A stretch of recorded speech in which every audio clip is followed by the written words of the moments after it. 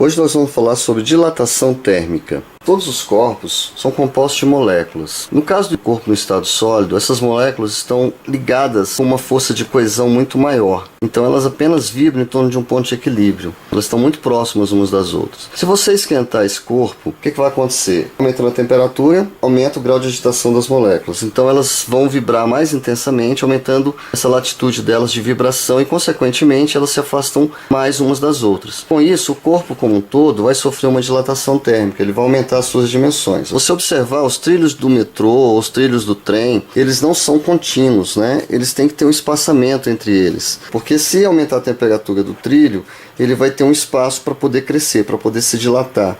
Se não tiver esse espaço, eles vão encurvar e pode até causar um acidente. Da mesma forma, os cabos de alta tensão ou os cabos telefônicos, você observá-los, irá notar que eles não são esticadinhos, eles têm uma curvazinha. Porque em dias frios a tendência é o quê? É o corpo se contrair. Se ele já estiver esticado, ele vai arrebentar. A dilatação térmica linear, ela ocorre quando a gente analisa apenas uma dimensão do corpo. Então ela é unidimensional. Por exemplo, se você pegar uma barra e esquentar essa barra, se eu imaginar dois pontinhos, a distância que separa esses dois pontos, essa distância vai aumentar. Então, o que acontece? Você tem uma barra, temperatura inicial θ0. Quando você esquenta ela, aumenta a temperatura para θ, uma temperatura maior do que a inicial, ela vai sofrer uma dilatação linear, ou seja, um ΔL. Tá? E para determinar essa dilatação, gente, eu uso essa equaçãozinha, alfa vezes L0 vezes Δθ. O alfa é o que a gente chama de coeficiente de dilatação térmica linear, que é específico de cada material.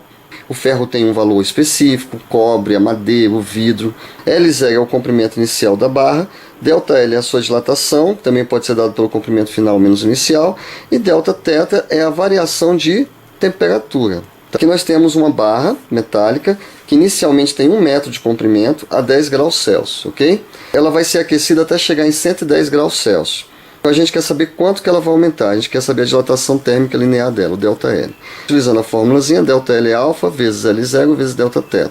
O alfa é um coeficiente de dilatação linear que é medido em graus Celsius a menos 1. Para esse material dessa barra, o alfa é 1,2 vezes 10 a menos 5. Substituindo aqui, 1,2 vezes 10 a menos 5, vezes L0, que é o comprimento da barra, que é 1 metro, vezes a variação de temperatura. A temperatura passou de 10 para 110. Então a variação, que é a final menos inicial, deu 100. O que eu fiz aqui? Eu transformei o 100 em notação científica. 100 é 10 ao quadrado.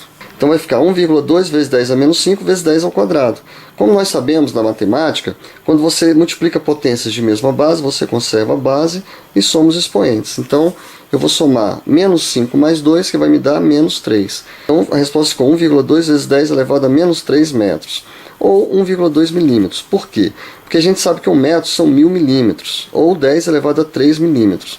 Se eu substituir isso aqui no lugar do m de metro, eu vou ter 1,2 vezes 10 a menos 3 vezes 10 elevado a 3 milímetros. Conservando a base, somando os expoentes, menos 3 mais 3 dá 0. Como sabemos, qualquer número elevado a 0 é 1, com exceção do próprio zero.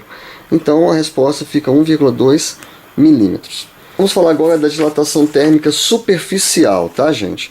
A superficial, ela tem duas dimensões. Quando a temperatura inicial, θ0, ele tem uma área inicial a 0. Quando você aumenta a temperatura, ele vai crescer em duas dimensões, né? Essa área. Então você tem uma dilatação superficial. E para calculá-la, basta aplicar essa fórmulazinha. ΔA é beta vezes A0 vezes Δθ. O beta é o coeficiente de dilatação superficial. Ele é diferente do alfa agora, porque são duas dimensões. Então a gente diz que o beta é 2 vezes o alfa. Tá? E a variação de área, né, ΔA, que é a dilatação superficial, também pode ser dado pela área final menos a área inicial. Um exemplo simples também. Nós temos aqui uma placa que tem 100 metros quadrados, ela vai ser esquentada até 220 graus Celsius. E a sua área vai passar então a ser de 100,080 metros quadrados. Ele tinha 100 metros quadrados e passou para 100,080 metros quadrados. Quanto que ela aumentou? Qual foi a dilatação superficial dessa placa? 0,08. É só subtrair, né? 100,08 menos 100. Delta então 0,08. O beta é o coeficiente de dilatação superficial. A área inicial é 100 e a variação de temperatura, ó, 220 menos 20 dá 200. Transformei tudo em notação científica também, tá? O 0,08 é 8 vezes 10 a menos 2, porque são dois zeros à esquerda. 100 dá 10 elevado a 2. 200, 2 vezes 10 elevado a 2. 10 ao quadrado vezes 10 ao quadrado dá 10 a quarta. Conserva a base e soma os expoentes.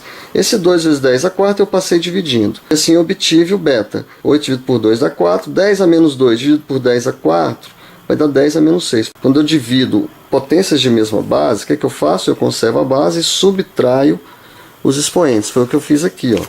Eu conservei a base 10, subtraí menos 2, menos 4 dá menos 6. Como eu sei que o beta é 2 vezes o alfa, então o alfa é a metade de beta. Alfa é beta sobre 2, metade de 4 dá 2. Então vai ficar 2 vezes 10 a menos 6 graus Celsius a menos 1. Agora, para finalizar, vamos falar da dilatação térmica volumétrica. Agora a gente vai analisar o corpo como um todo, tridimensionalmente. Então ela vai ocorrer quando o volume de um corpo varia. Aqui um exemplo, nós temos um cubo que tem um volume inicial V0, a temperatura inicial θ0. Vamos aumentar essa temperatura, ele vai aumentar suas dimensões como um todo, né? O seu volume vai aumentar para V com a temperatura final θ. ΔV é igual o gama é o coeficiente de dilatação volumétrico agora, vezes o volume inicial, vezes a variação de temperatura. Como ele cresce tridimensionalmente, né, gente? Ele cresce para cá e cresce também para cá. Então o gama é 3 vezes o alfa. Os líquidos, em geral, também se dilatam. Eles se dilatam bem mais do que os sólidos, do que os recipientes que os contêm. Então aqui um exemplo. Ó. Imagina que você tem um frasco, um recipiente que está cheio de um certo líquido, até a borda. Quando eu aumento a temperatura desse conjunto, o frasco vai aumentar um pouquinho, vai reter um pouco do líquido que se expandiu, mas como o líquido se dilata mais do que o sólido, ele vai derramar, ele vai extravasar. Essa quantidade que extravasou é que a gente chama de dilatação aparente do líquido. Então, para eu determinar a dilatação aparente do líquido, eu tenho que fazer o quê?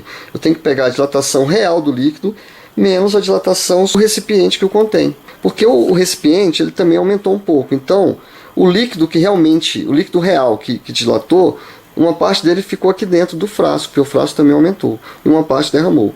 Então o líquido real é tudo isso, é o que derramou, mais o que ficou aqui dentro retido com o aumento do recipiente.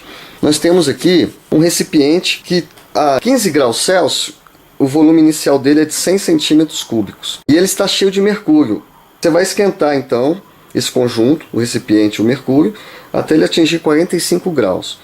O recipiente vai aumentar um pouquinho, mas o mercúrio, como se dilata bem mais, vai derramar um pouco. Ele vai ficar um pouco lá dentro do recipiente que aumentou e vai extravasar o restante. Ele quer saber quanto que foi derramado, quanto de volume foi transbordado desse mercúrio. Vamos então determinar a dilatação primeiro do recipiente. É só pegar o coeficiente de dilatação volumétrico, é 27 vezes 10 a menos 6, vezes o volume inicial, que é 100, né? Vezes a variação de temperatura. Ó, ele começou com 15 graus e terminou com quanto? 45. 45 menos 15 dá 30. A gente transformou em notação científica, 100 dá 10 ao quadrado, 30 dá 3 vezes 10 elevado a 1, 3 vezes 27 dá 81. A potência eu transformei numa só, conservei a base e somei os expoentes. Menos 6 mais 2 dá menos 4 mais 1 dá menos 3. Então ficou 81 vezes 10 a menos 3 centímetros cúbicos. Como 10 a menos 3 são 3 zeros à esquerda, ou você andar 3 casas com a vírgula, eu posso também escrevê-lo assim, ó, 0,081 centímetros cúbicos. Daí a gente vai calcular a dilatação real, quanto o líquido aumentou. Então vamos pegar o coeficiente de dilatação do mercúrio, do líquido, que é 18 vezes 10 a menos 5, vezes o volume inicial, que também é 100, vezes a variação de temperatura, que também foi de 30 graus. Transformando tudo em notação, 10 ao quadrado, 30 dá 3 vezes 10 elevado a 1, eu multipliquei o 3 pelo 18, que dá 54, e conservei a base, somei os expoentes. Menos 5 mais 2 dá menos 3, mais 1 dá menos 2. Ou, se eu andar 2 casas com a vírgula para a esquerda, vai ficar 0,54 centímetros cúbicos. É a quantidade real de líquido dilatado. E esse aqui é a dilatação do frasco. Então, quanto que derramou, gente? É uma conta simples. Se eu sei que o líquido aumentou isso e o frasco aumentou isso, então significa dizer que o líquido que derramou é justamente esse menos esse. Então, a dilatação aparente do mercúrio, você pega a dilatação real dele menos a dilatação do recipiente. Então, 0,54 menos 0,081 deu 0,459 centímetros cúbicos. Então, foi essa a quantidade de mercúrio que transbordou. Espero que vocês tenham entendido e na aula a gente faz exercício, ok?